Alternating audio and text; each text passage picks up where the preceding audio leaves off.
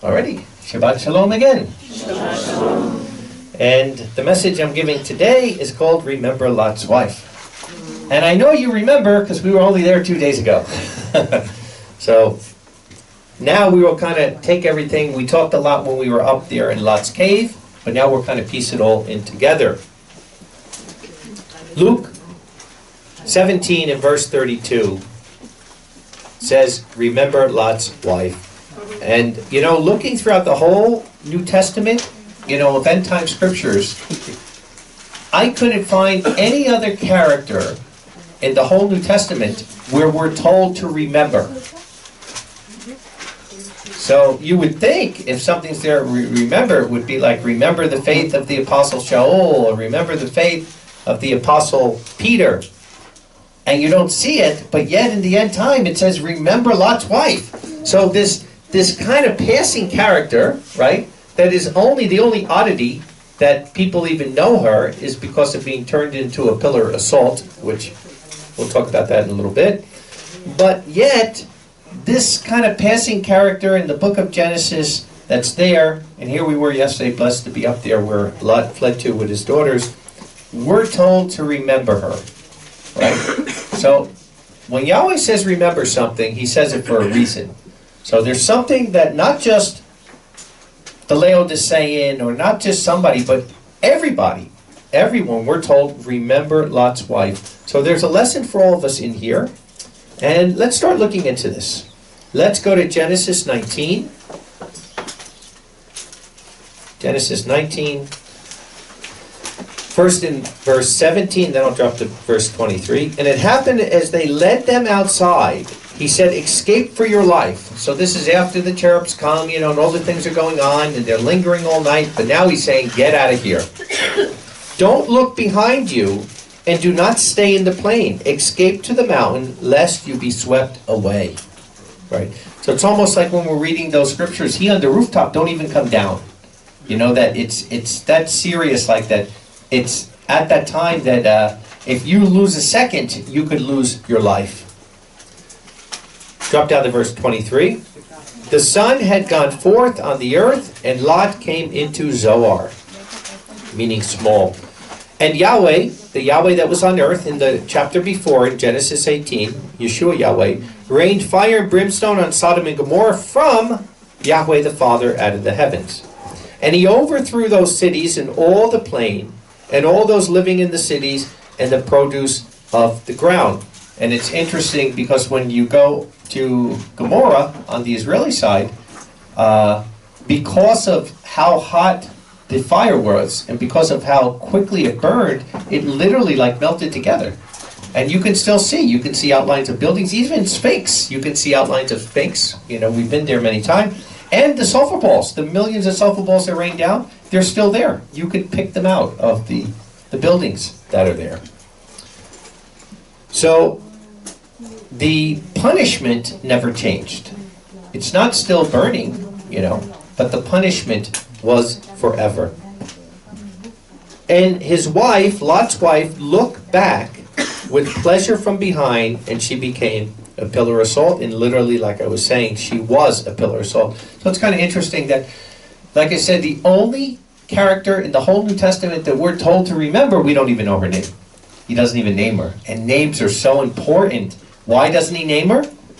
Because that's it. That's the end of it. Like when the kingdom comes, she's going to be no more.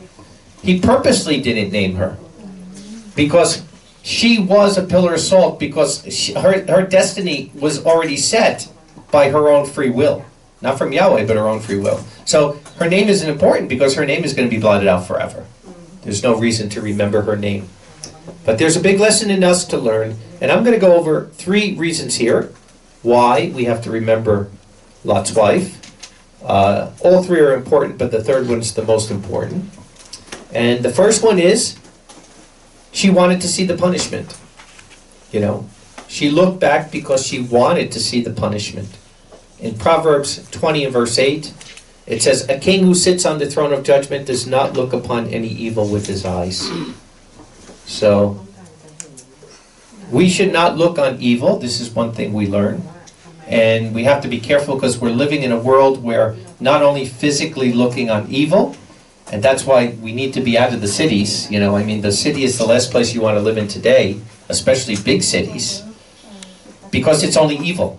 You know, evil is corrupted. And almost, a matter of fact, I can't think of it, maybe there is one, somebody might write me, but I can't think of one major city in the world, a big city, that is not totally liberal. You know, almost 90% or more. You know, that's what happens in the big cities. You know, so really, it's not a place you want to be, and there is a lot of evil, but you don't only have to be in a city to see evil, right? Because of TV, internet,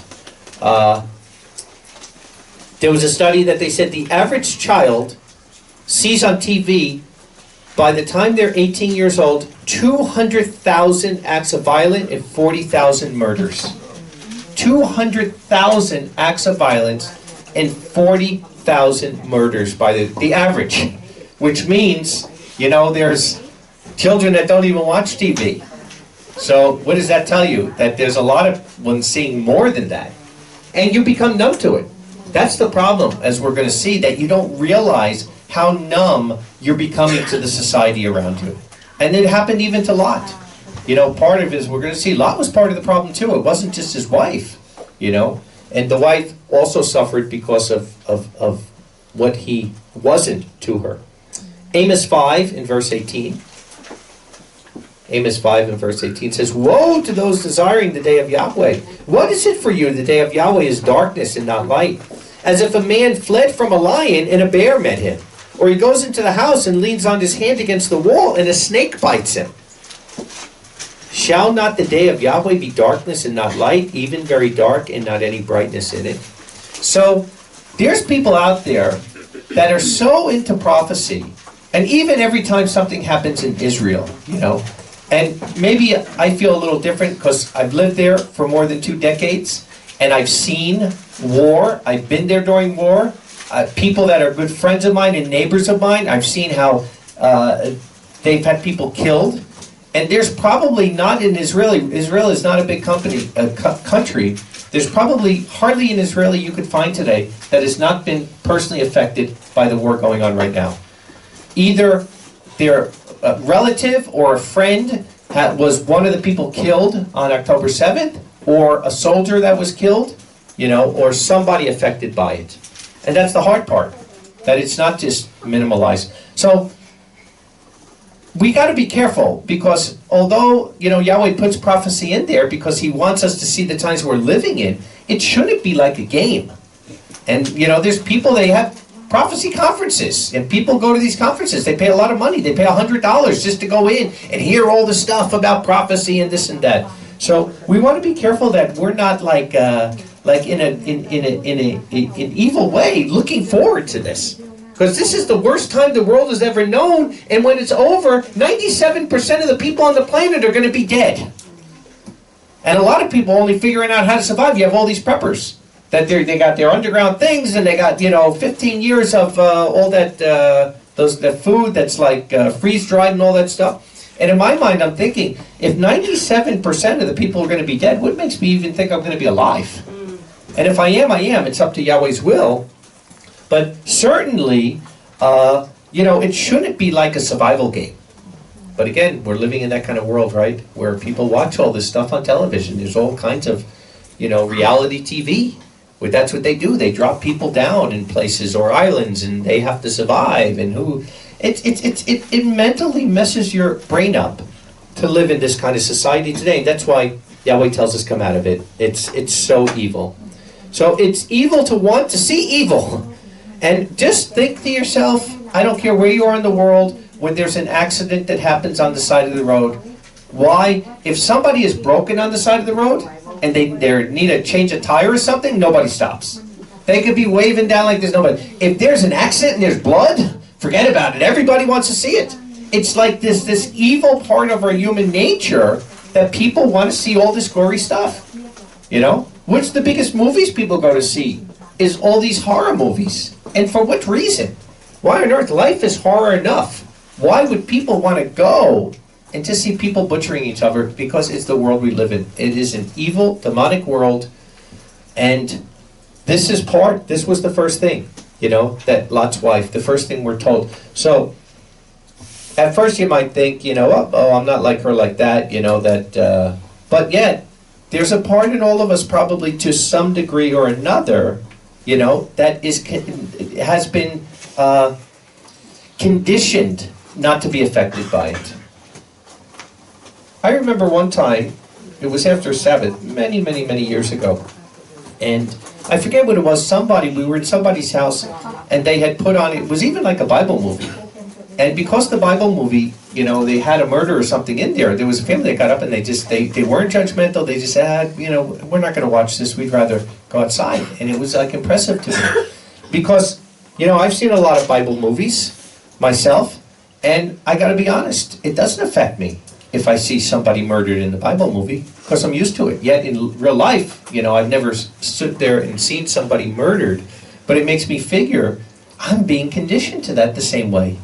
And we all are. To one degree or another, we all are. And this is the first thing, because remember Lot's wife, like I said, it's the only person we're told in the end time, remember her. So these are the three things we have to think in our life where we can do better. The second thing is, she was happy with those who were being punished.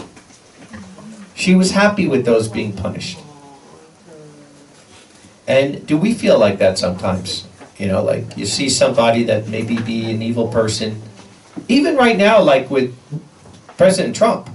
And again, I am no President Trump fan. He's a bad person, a liar. You can't trust him. But at the same rate, like I wouldn't be happy if they put him in prison. Why would I be happy? And there's people out there that just can't wait. They're like drooling for it. And if he doesn't go to prison, they'll actually mentally be sad about that. Can you imagine that your life and your happiness or unhappiness depends on somebody else having bad things happen to them? Romans 12 and verse 14.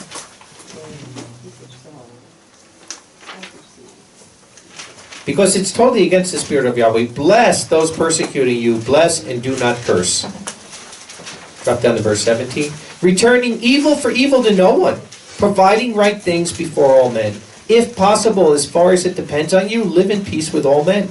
Not avenging yourself, beloved, but giving place to wrath. For it has been written, vengeance is mine, I will repay, says Yahweh. Then if your enemy hungers, feed him. If he thirsts, give him drink. For doing this, you will heap coals of fire on his head. Do not be overcome by evil, but overcome the evil with good. And like I said, as I read that, I think of Richard Wurmbrand, we were watching while we were here.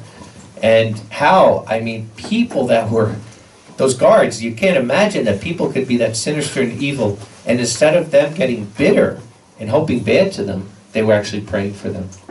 They were actually praying for them. And some of them got converted, by that example. Some of them literally got converted. Praise Yahweh for that. Galatians 6, 7, and 8.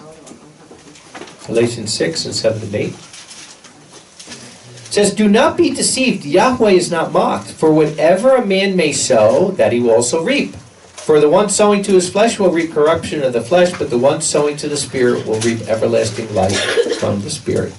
So again, as we judge, we're going to be judged. And we don't have to worry. Because people that are evil and doing evil things, Yahweh is going to judge them. There's a judgment day, and everybody's going to get his just reward, good or bad. But the same on us. When we're judging other people, we're bringing judgment on ourselves. And that's why I say forgiveness, how powerful forgiveness is. How it releases you in your life from so many different things. The power of forgiveness. So we don't want to take revenge on other people. Hebrews 12 and verse 15. Hebrews 12 and verse 15. It says, watching diligently that not any lack from the grace of Yahweh, that no root of bitterness growing up may crowd in on you, and through this many are defiled. So we want to make sure we're not getting a root of bitterness. And when you're thinking of people getting their just reward, I'm not going to go there, but, you think of the book of Esther, right? The whole story of Esther, how much Haman was jealous of Mordecai and wanted, because of his jealousy of Mordecai, he wanted every Jew to be killed. And you see, we're living this today, right? How many people hate the Jews and this and that? And yet, from that hatred would happen, the very gallows that he made, he wound up getting hung in. So it's the same in our life, that a lot of times when you're making a trap for somebody else, look out, you're going to wind up maybe falling that trap yourself. Matthew 5 in verse 43. Matthew 5 in verse 43.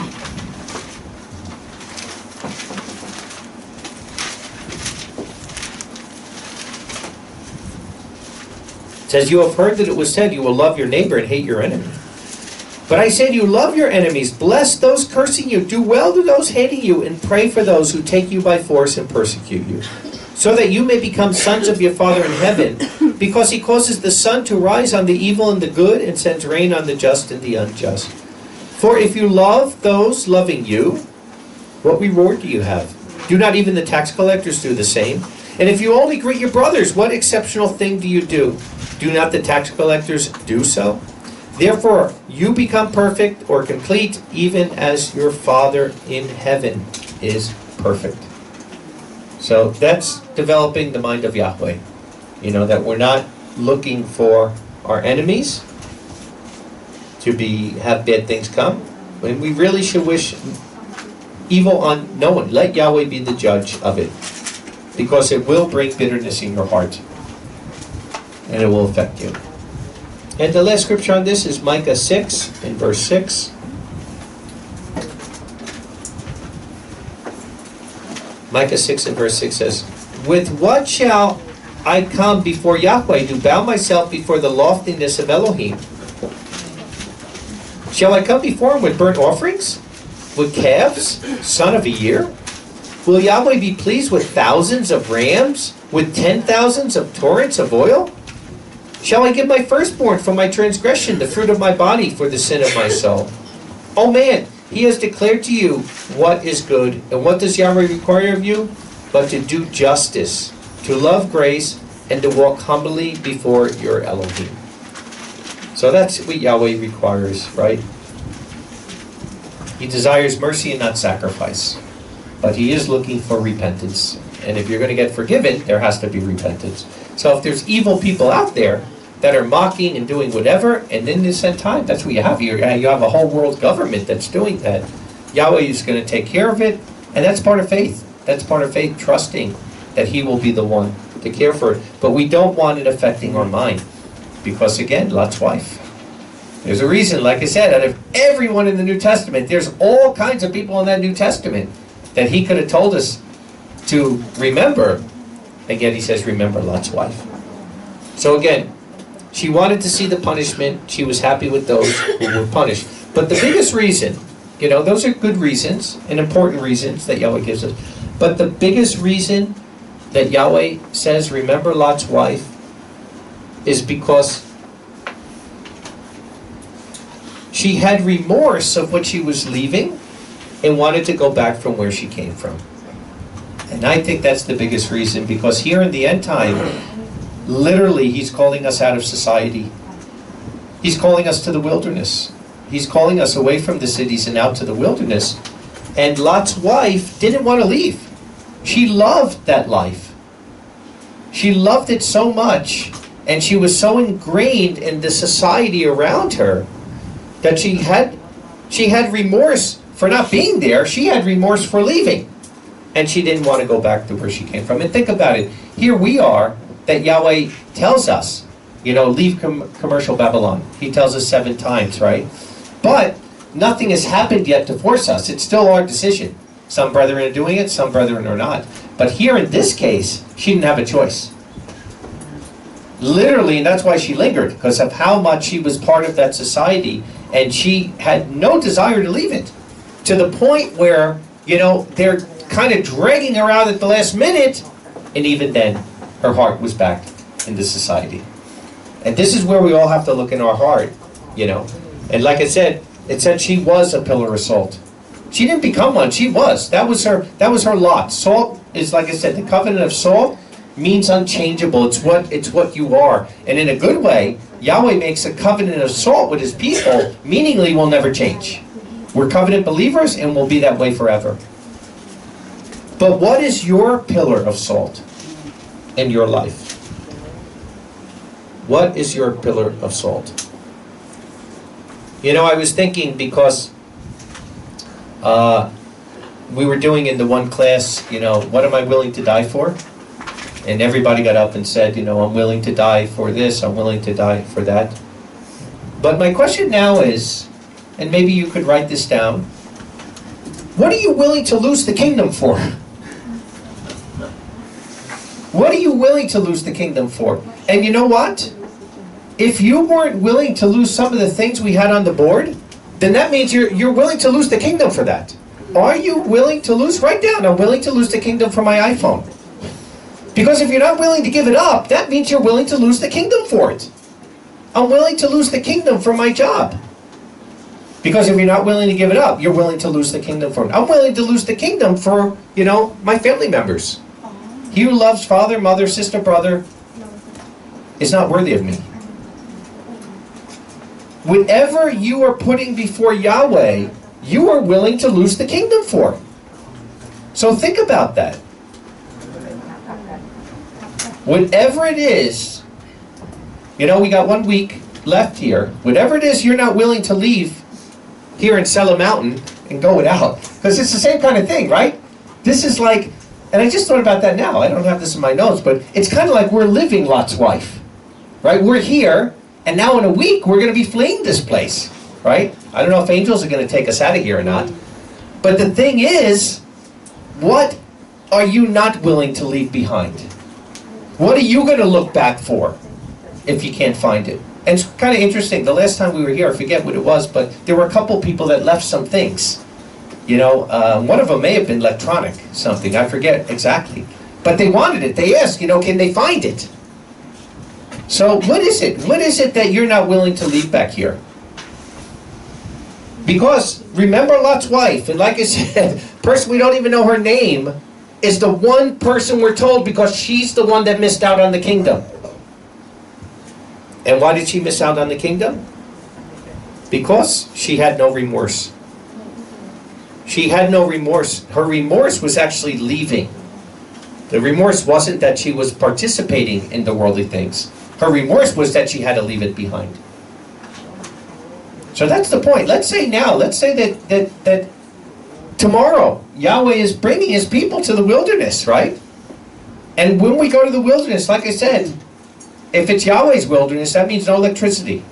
That means no internet. That means no refrigerators, no indoor toilets, none of these things, right? So what is it? What is it that you don't want to go to that wilderness for? What is it? And you could say, oh, no, I can do without it, I can do without it. Well, if you can do without it, then do without it now. Don't lie to yourself and don't lie to Yahweh and say, well, if an angel takes you there, then you'll do without it. If you can do without it, then do without it now.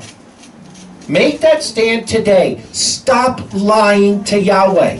Stop telling Him He's first in your life and then putting all these other things before Him. Because if you are Lot's wife.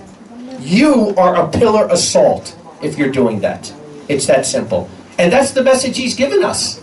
And praise Yahweh, we were just there that we can understand it better than anybody. 3 weeks we're here, we're all different people. But we got a week to go. Don't take anything out of here that's part of Lot's wife.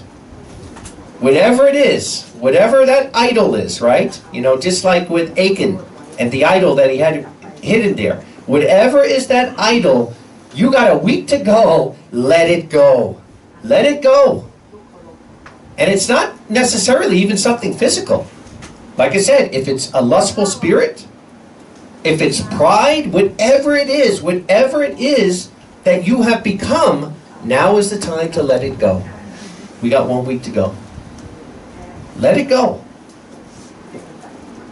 Because, you know, you never know as your life goes on. Yahweh is Elohim of many, many mercies. But I say you'll never have a greater opportunity than now to let that go. So you really got to pray about it, though. What is it? What is it that you don't want to leave behind of Satan's system? You know, we've had all these classes on the Qumran sect and on the Amish. Why is it that we're not living like the Amish?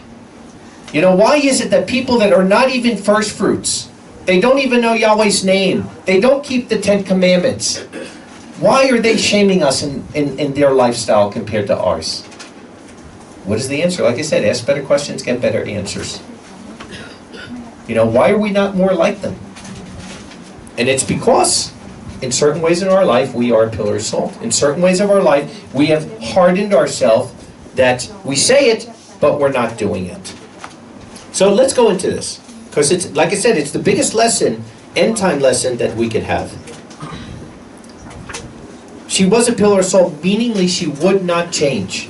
She would not change. Luke 17, let's go back there.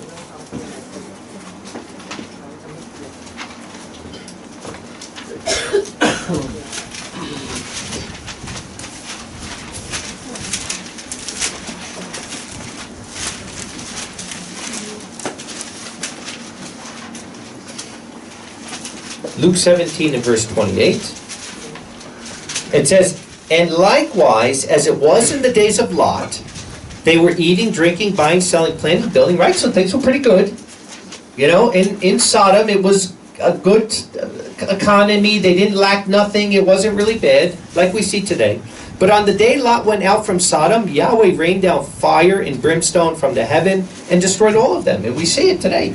We actually can see Sodom and Gomorrah. We see the remains of that. Like I said, the sulfur bowls are there. According to those things, it will be in the day the Son of Man is revealed. So according to that, he says it'll be in our day. "In that day, he who will be on the housetop, let him not come down to take his goods from the house. And likewise, he in the field, let him not return for the things behind," right? Let him not return for the things behind. What is it? What is it that we're being Lot's wife? What is it that we're looking back for that we just won't let go? And I say I'm preaching to the choir because you're all here because you want to let go. Even if you haven't yet, you want to. So that's what we're here for. I'm more worried for the people that won't even come. That the people that will hear this sermon, and it'll go out to, tens of thousands, if not 100,000 people that will watch it, and they'll agree with it, and they won't change. They won't change. They become a pillar of salt. And that's the sad part, as we're looking at, we're going to see here, there's not many people that make it in this time. We are in a time that is, like Yahweh says, the worst time that man will ever know. And praise him, at least on the other side, we'll never come back to this horror. But knowing that every single thing we see in this world will be gone, and in the kingdom everything is made anew, what are we holding on to here? What is in our mental mind holding on to? And sometimes it's just a spirit of fear, that we can't let that go. And again, you'll never build real faith if you're holding on to a spirit of fear. Doesn't necessarily have to be something physical. It could simply be that way. It could be a spirit of fear, of just not wanting to let go. And the next verse, remember Lot's wife. "Whoever seeks to save his life, he will lose it. And whoever tries to lose it will preserve it." So, I did a message a while ago called something like preparation, faith or lack of it. And preparation is a good thing. It shows diligence and it shows belief. Because if we really believe Yahweh, we would be prayer. Now, again, if you're preparing though like a prepper and you think that those things are going to save you, then you're kidding yourself. And what I say is, most of my preparation is probably for somebody else. Because if I got to flee, and we've done it before, our family has at least went from place to place at least 3 or 4 times where we just had to leave everything behind. So be it. There's nothing I look for. From Babylon, to Israel, to other places we've been, where we literally had to pick up and go, and there's nothing that I left behind that I think about. There are things, whatever I need, Yahweh will bring. And I learned a big lesson when I first left Babylon, because I left there taking everything. And I had a 40-foot container that got stuck.